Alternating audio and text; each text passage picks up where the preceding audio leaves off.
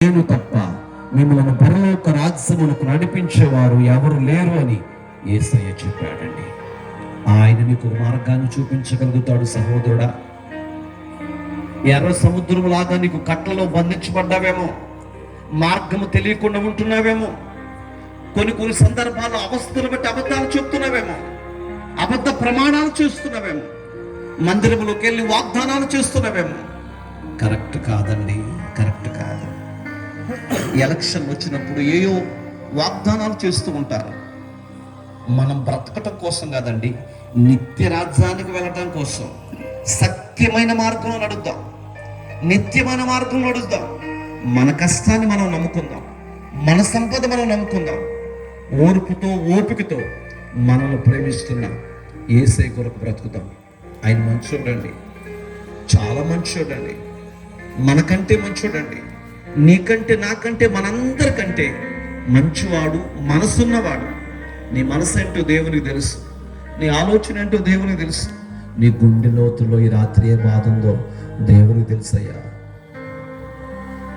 ఆడోళ్ళు అయితే ఏడ్చేస్తారు బాధ వచ్చినప్పుడు, మగోళ్ళే ఆడలే ఉండి ఎలాగని సార్ నా పిల్లలు బ్రతికించుకోవాలని తపన పడిపోతూ నిజంగా రాత్రి సమయాల్లో కుప్ప వేయటానికి వెళ్తారండి. రాత్రి 1 గంటకు 2 గంటలకు లేచి చీకట్లోకి వెళ్ళి ఆ కుప్ప తీస్తుంటే దాంట్లో పాములు ఉంటాయో, తేలులు ఉంటాయో, ఈ విషయంకు సంబంధించిన ఎన్ని ఉంటాయో. వెళ్ళకపోతే కుటుంబం గడవదే. అంటే తన ప్రాణాన్ని కూడా ప్రక్కన పెట్టి ఆ పనికి వెళ్తున్నాడంటే ఆయన అడుగుదాం, బాబు ఎందుకు వెళ్తున్నావంటే నా భార్యను బ్రతికించుకోవాలండి, నా పిల్లలు బ్రతికించుకోవాలండి. అతనిలో ఏ స్వార్థం కనబట్టలేదు కదండి. అర్ధరాత్రి పూట నిన్ను లెగ్గొడితే నువ్వెక్కడ ఇబ్బంది పడతావని నీకు చెప్పకుండా కూడా ఆ ట్రాక్టర్ మీద ఎన్ని ప్రమాదాలు జరుగుతున్నాయి, ఎంతమంది రైతులు చచ్చిపోతున్నారు. నువ్వైతే నీ భర్త ముందు ఏడ్చేసి నీకొచ్చే బాధ గురించి చెప్పేసుకుంటున్నావు. నీ భర్త నీ ముందే ఆడలేడుగా. ఇక తనే ఏడిస్తే కుటుంబం ఇక పూర్తిగా పాడైపోతుందండి. బాధ లోపల దాచుకొని బయటికి ఉప్పొక్కకుండా నలుగురిలో నడుస్తూ తిరుగుతూ నిన్ను నీ పిల్లల్ని నడిపిస్తూ మీ పిల్లలకి ఇంటికి నడిపిస్తున్నాడు. అలాంటి భర్తను దయచేసి మీరు తొందరపడి తిట్టొద్దండి. తెలుసో తెలియకో బాధను తట్టుకోలేక సందర్భాన్ని బట్టు పరిస్థితులు బట్టు ఏదో తాగొచ్చాడు అనుకోండి, ఆ వచ్చిన వ్యక్తిని ప్రేమించండి, ప్రేమతో చెప్పండి, అంతేగాని మీకు ఇష్టం వచ్చినట్టు మళ్ళీ మీరు తిరిగి వారిని తిట్టి అవమానపరిచి బాధపడితే నువ్వంటే ఇంటి చుట్టుపక్కల వాళ్ళతో చెప్పుకుంటావు, ఆయన ఎవరితో చెప్పుకుంటాడండి. ప్రేమించండి, ఒకరోజు మారుతాడు. ప్రేమిద్దాం, ప్రేమిద్దాం, ప్రతిరోజు ప్రేమిద్దాం. ద్వేషించొద్దు, కోపపడద్దు. కోప ద్వేషాల వల్ల కుటుంబాలు చెల్లాచెదరైపోతాయి. ప్రేమతో చెప్పు చూడు, ఓ రోజు మారుతాడు. ఇద్దరు కలిసి మందిరానికి వస్తారు. ప్రభు కోరుకుంటుంది కూడా అదే.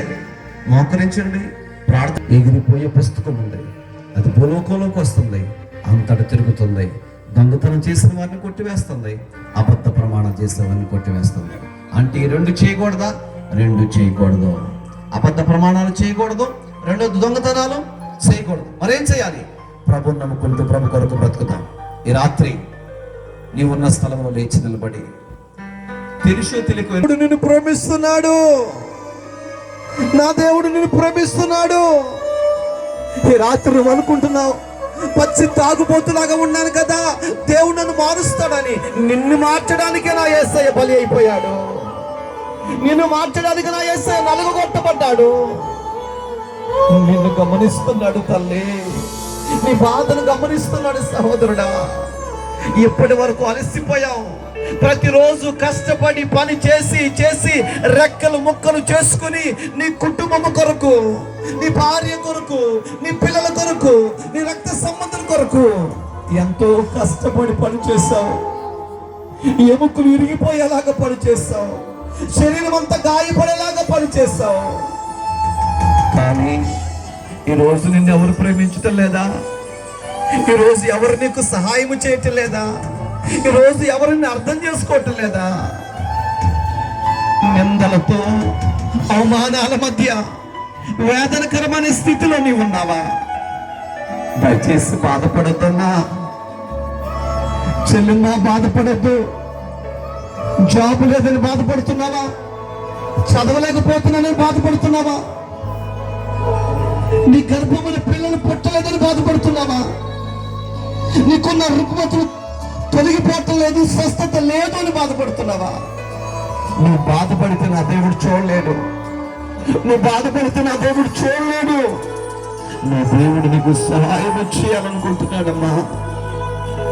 ఈ రాత్రి అయ్యా, నేను తెలుసుకో తెలియక తప్పు చేశాను, నన్ను క్షమించండి. ఈ రోజు నుంచి నీ బిడ్డగా ఉంటానయ్యా. యేసయ్య బిడ్డగా బ్రతకాలనుకుంటున్నానయ్యా. నా కొరకు ప్రార్థన చేయండి, నా కుటుంబం కొరకు ప్రార్థన చేయండి, నా పరిస్థితుల కొరకు ప్రార్థన చేయండి అనేటువంటి వారు మీ కుడి చేతులు చూపించండి.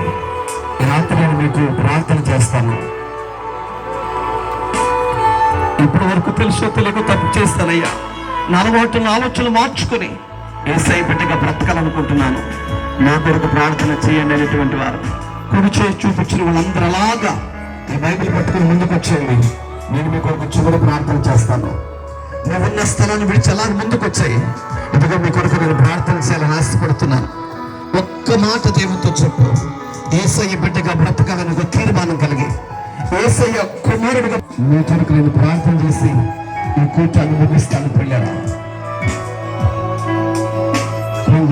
ఎంతమందికి యేసయ్య కావాలో రండి. అక్కడ కాదమ్మా, ఇక్కడికి వచ్చేయండి. ఎంతమందికి యేసయ్య కావాలి రాత్రి? ఎంతమంది యేసయ్య బిడ్డగా బ్రతకాలనుకుంటున్నారు ఈ రాత్రి? ఎన్నో సందర్భాలలో దేవునికి దుఃఖాన్ని కలుగ చేస్తూ, దేవునికి బాధను కలుగ చేస్తూ దేవుడిని ప్రేమిస్తున్నాడు. దయచేసి అలా దూరంగా నిలబడద్దు. ఈ లోకంలో నిన్ను ప్రేమించే వాళ్ళు ఎవరు లేరు. యేసయ్య ఒక్కడే. మంచి మనసు కలిగిన వాడు యేసయ్య ఒక్కడే. ఆయన దగ్గరికి రాయ్యా. ఆయన నీ కొరకు తన ప్రాణాన్ని పెట్టాడు. ఆయన నీ కొరకు తన జీవితాన్ని అంకితం చేశాడు. నరకబట్టబడ్డాడు, గాయపరచబడ్డాడు. నీకు సహాయం చేయడానికి ఇష్టపడుతున్నాడు. నువ్వున్న స్థలాన్ని విడిచి కాస్త ముందుకొచ్చి అయ్యా నాకు సహాయం ఇష్టమని అడుగు. ఈ రాత్రి ప్రభువు నేను ముచ్చును గాక, ఈ రాత్రి ప్రభువు నువ్వు తాకును గాక. ఈ రాత్రి ఎదుగో పరిశుద్ధ రక్తంతో నేను అభిషేకించబోతున్నాను. పరిశుద్ధ రక్తంతో నేను అభిషేకించబోతున్నాను. మీలో కొంతమంది స్వస్థత పడబోతున్నారు. మీలో కొంతమందికి అభిషేకం దిగరాబోతుంది. ఎప్పటి నుంచో మీరు అనుభవిస్తున్న ఆ దీర్ఘకాలిక రోగం మిమ్మల్ని దాటి వెళ్ళిపోతుంది. స్వస్థత దేవుడు అనుగ్రహించబోతున్నాడు. శక్తిని దేవుడు అనుగ్రహించబోతున్నాడు. మహిమల దేవుడు అనుగ్రహించబోతున్నాడు. అభిషేకాలు దేవుడు అనుగ్రహించబోతున్నాడు. నేను మీ కొరకు ప్రార్థన చేయబోతున్నా.